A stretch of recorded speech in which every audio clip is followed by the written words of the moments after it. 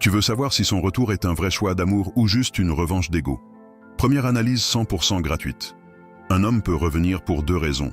Parce qu'il t'aime encore ou parce qu'il ne supporte pas de perdre. Et quand c'est la fierté qui parle, ces mots trahissent toujours ses intentions.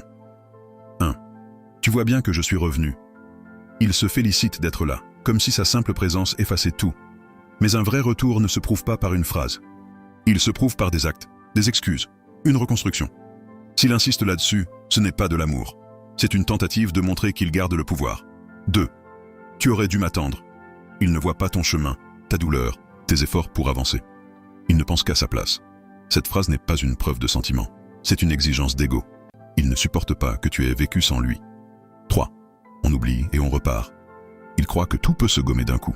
Pas de discussion, pas de réparation, juste un effacement. Mais ce n'est pas du pardon, c'est un effacement de ton vécu. Un homme qui parle ainsi ne veut pas reconstruire, il veut sauver son image.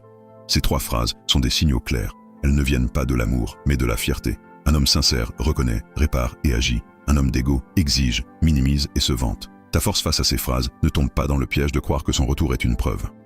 Ne confonds pas ces mots avec une reconstruction.